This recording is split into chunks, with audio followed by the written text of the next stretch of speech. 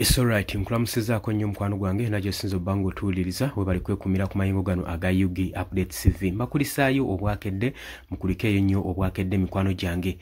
Tukimanyi bulungi nnyo olunaku eggulu nga twabawadde information wabadde wakati w'okwerumaŋŋana wakati wa General Muhoozi Kainerugaba Chief of Defence Force mutabani wa Mwami Yoweri Kaguta Museveni saako ne General Katumba Wamala ono nga Minister of Works.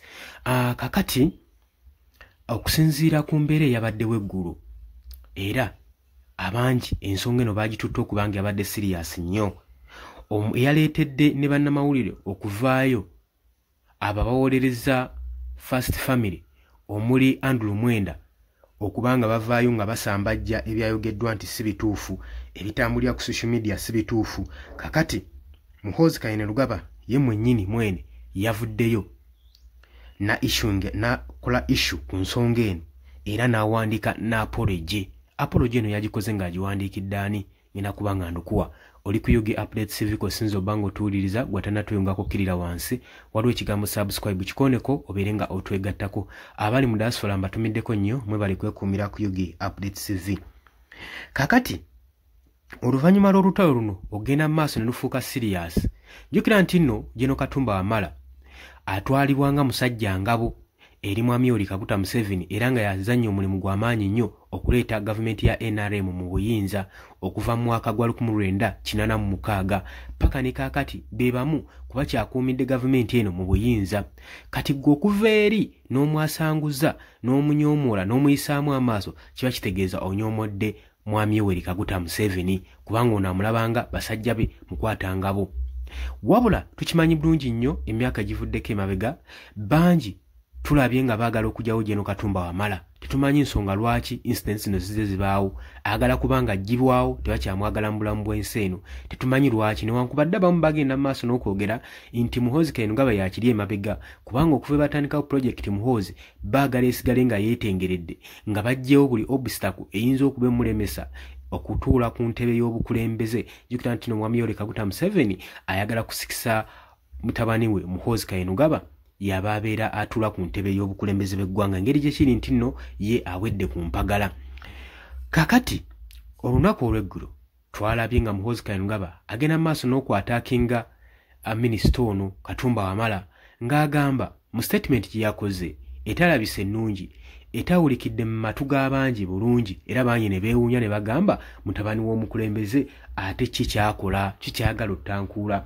Yavuddeyo n'agamba nti mu Uganda nga tukyayina ba ministers nga General Katumba Wamala Uganda etejja kubeera na nguudo ziri organized nga mawanga malala.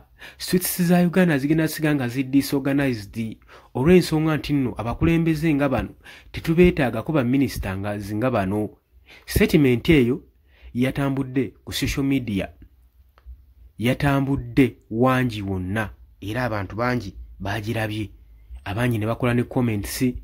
Kino kyaleetedde kusinza ku statement eno kino kyaleetedde munnamawulire Andrew Mwenda okuvaayo okuwolereza Chief of Defence Force Muhoozi Kainerugaba ng'agamba nti ebyo mwalabye bitambulira ku social media si bituufu.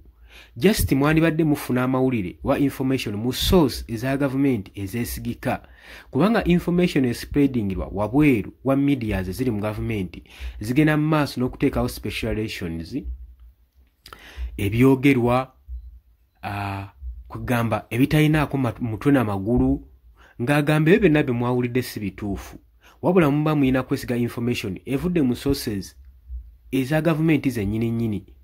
Wabula waliwo kye baateekako wakati w'ekibiina ekya Pool saako ne tweets za General Muhoozi Kainerugaba.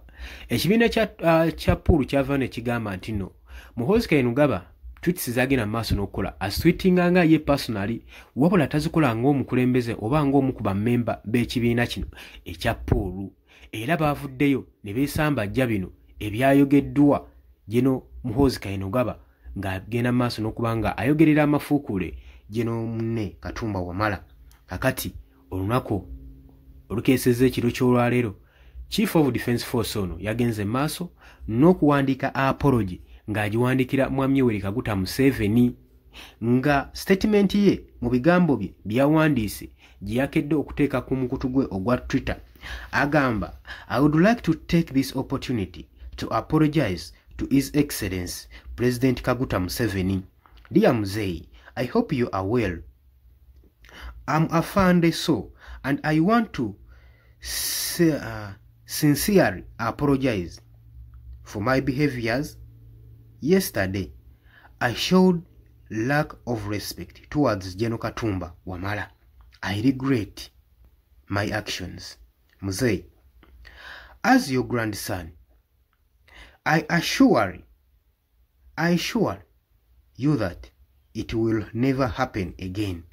I'm asking for your forgiveness. Muzei, thank you. God bless you.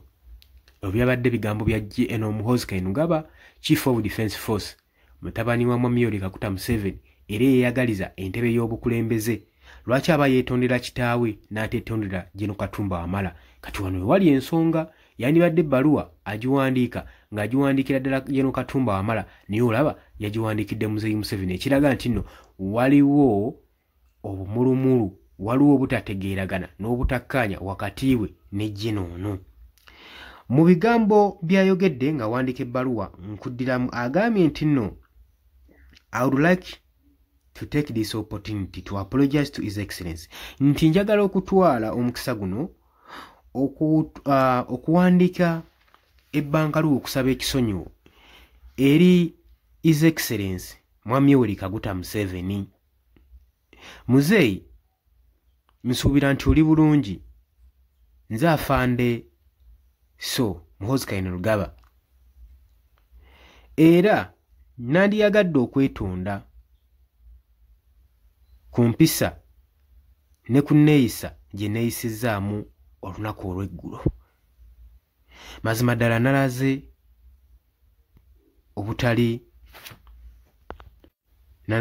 obutabeera na mpisa ate era nga sissaamu n'abakulu kitiibwa.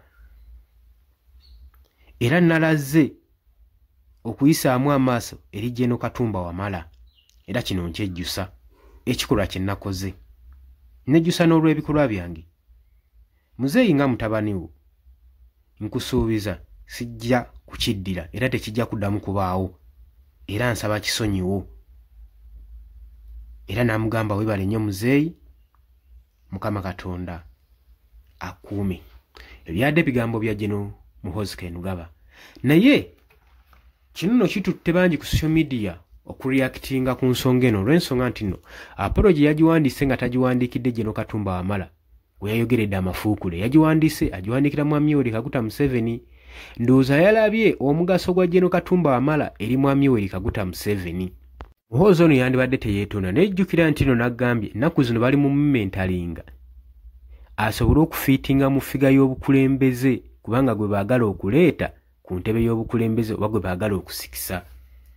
Oba okitegeera kati ensonga lwaki olaba bino byonna nga bibaawo avaayo ne yeetonda waba nga aliwo ensobi ekoleddwa naye ekyebuuzisa lwaki ebbankaluwa apology letter aba tagiwandiikira Katumba Wamala n'agiwandikira Mwami Yoweri Kaguta Museveni? Olowooza General Katumba Wamala yamusonyiye kusinziira ku apology gye yawandiise? Tulinze newankubadde General Katumba Wamala tannaba kuvaayo kwogera ku nsonga eno eya apology eyawandiikiddwa. Golowooza bino binakkirawa era kigenda kubeera kitya? Oli ku Yogi Updates TV kosinza obanga otuwuliriza, nyongera okujjukiza gwagala otuyenga ku kirya wansi waliwo ekigambo subscribe kikoneko obeere ng'otuyenga. Mbagala nnyo, mweraba.